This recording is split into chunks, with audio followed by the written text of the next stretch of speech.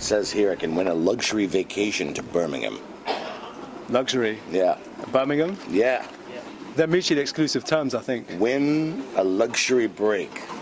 They have a photograph of Birmingham, but it kind of looks like it's a lot. It's a patch of land, a tract of land. How you pronounce it? Birmingham? I say Birmingham. You say it the proper way. Say it the proper way. I'm trying to, so people don't treat me differently because I'm American.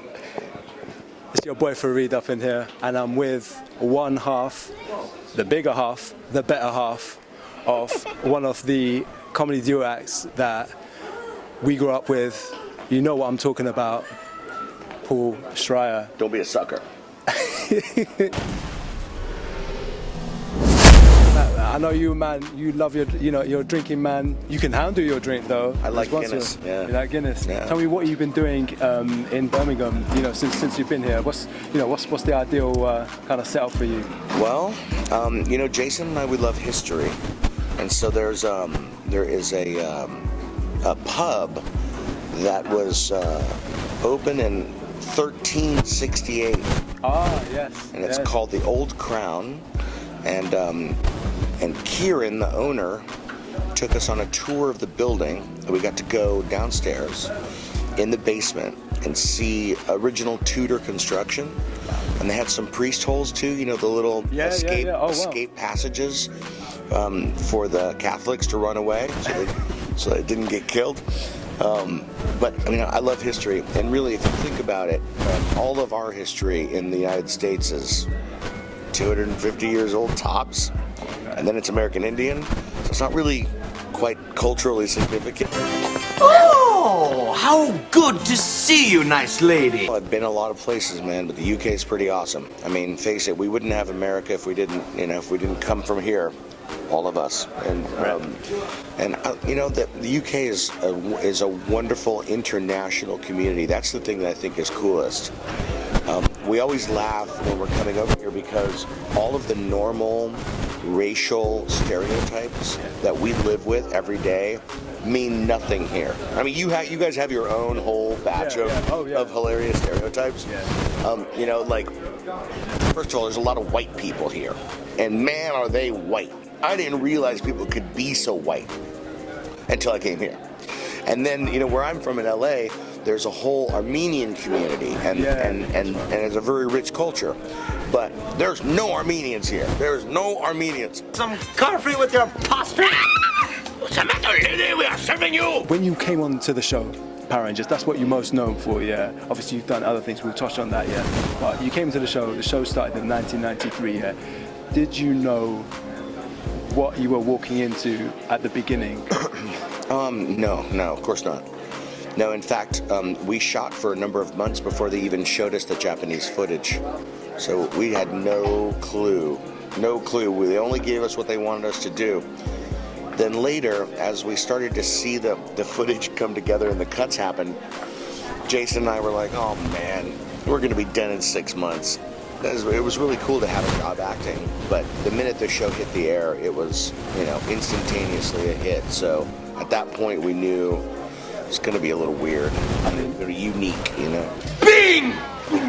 Bing! You and Jason, and by the way, I'm talking about Jason Narvi because there's so many Jasons up in here. Let's not get confused now. I know, there's too many Jasons. Too many Jasons, yeah. We refer to them by their character names sometimes.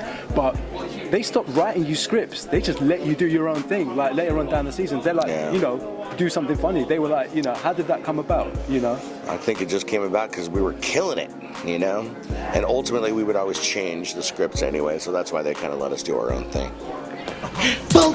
Bulky, he's your man. Some directors were cool with it, some directors were not. Some people are not cool with improv. Other ones are okay with it. And I think you have to be a little bit open to it creatively because wonderful things can happen.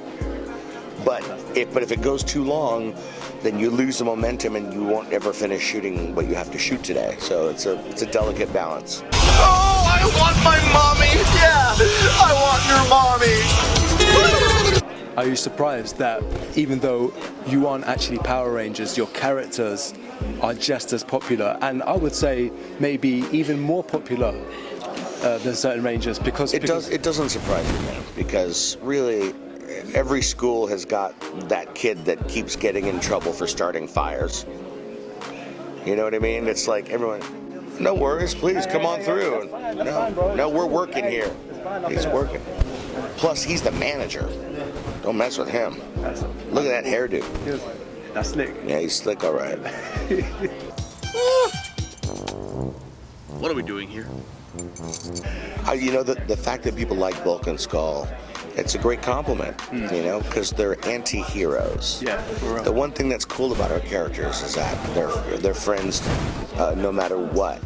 Total acceptance, you know? And that's, I think everybody can associate and sympathize with that type of ethos. Because best friends accept each other through thick and thin. Absolutely, absolutely. And that's how Jason and I are, so. I mean, your brand is a fantastic friendship, and it shows, you know, over 20 years down the line, the slapstick element of your, you know, of your comedy. That's like a main element. And the thing is, it's not really seen that much these days. I mean, you've seen it in films like, you know, Police Academy is one of those films. Yeah. You know, British films like Carry On. You know, Mr. Bean. Mr. Bean, Yeah. absolutely, and that's universal.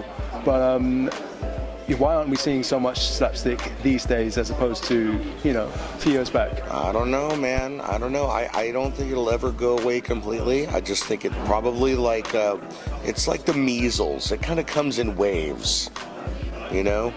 Plus, you really don't want to have too much slapstick or it'll kind of get old. Yeah?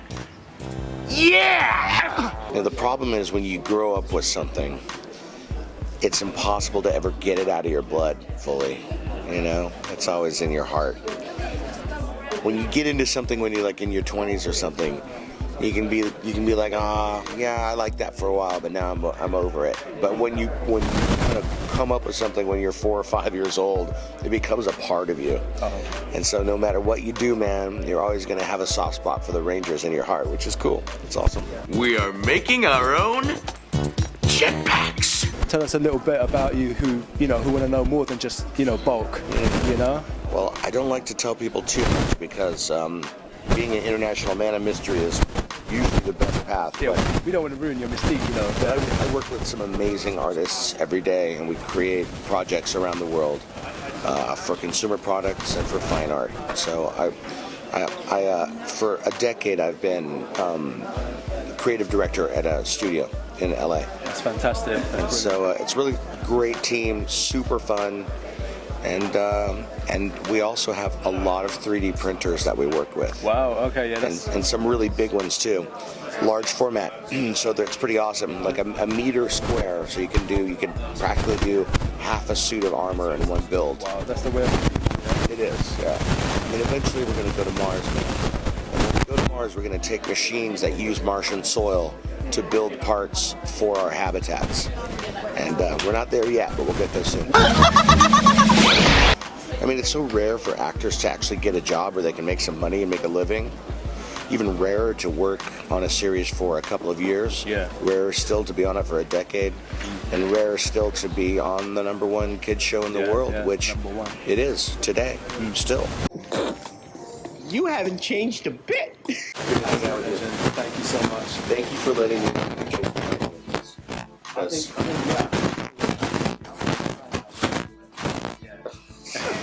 Jason, we miss you. We love you.